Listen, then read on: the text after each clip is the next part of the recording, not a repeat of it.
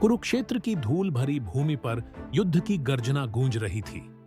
रणभूमि के मध्य में अर्जुन अपने रथ पर खड़ा था।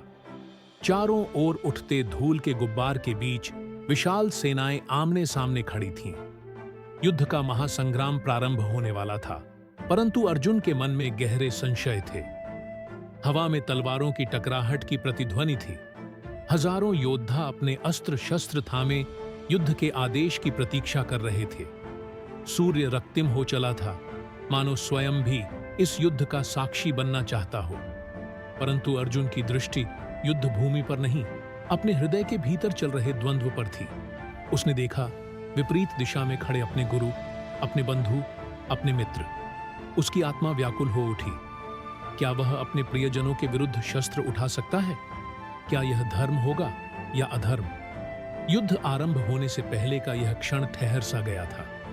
अर्जुन का संकल्प डगमगाने लगा। उसने अपना धनुष नीचे रखा और व्यथित स्वर में कहा, मैं यह युद्ध नहीं कर सकता। मैं अपने ही परिवार के रक्त से अपने हाथ कैसे रंग सकता हूं? उसकी शंका स्पष्ट थी, उसकी पीड़ा वास्तविक थी। लेकिन यही वह क्षण था जब उसके सारथी स्वयं भगवान श्री कृष्ण उसे सत्य का बोध कराने आए थे। उन्होंने अर्जुन को भगवद गीता का अमर ज्ञान प्रदान किया। उन्होंने उसे समझाया कि यह युद्ध केवल एक राजा का युद्ध नहीं, यह धर्म और अधर्म के बीच का युद्ध है। जो अपने कर्तव्य से विमुख होता है, वह सच्चे अर्थों में अधर्म को स्वीकार करता है। कृष्ण के वचनों में अपूर्व शांति थी, एक दिव्यता थी।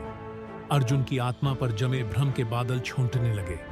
वह समझ चुका था कि यह युद्ध केवल विजय और पराजय के लिए नहीं, बल्कि न्याय और सत्य के लिए था। वह अब मोह से मुक्त हो चुका था।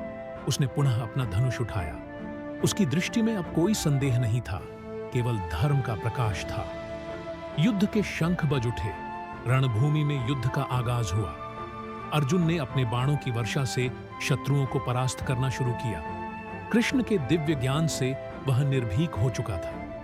वह अब धर्म के मार्ग पर था और यही उसका सबसे बड़ा विजय थी। इस महाकाव्य की कथा हमें यह सिखाती है कि जीवन में कई बार हम भी अर्जुन की तरह संदेह और भय से घिर जाते हैं। हमें अपने कर्तव्यों पर संशय होने लगता है, परंतु जब हम सत्य को पहचान कर अपने धर्म का पालन करते हैं, तभी हम अपने जीवन के उद्देश्य को प्राप्त कर पाते हैं। भगवद गीता का यह शाश्वत संदेश यही कहता है, कर्तव्य से विमुख होना अधर्म है और जो धर्म के मार्ग पर चलता है, वही सच्चे अर्थों में जीवन को प्राप्त करता है।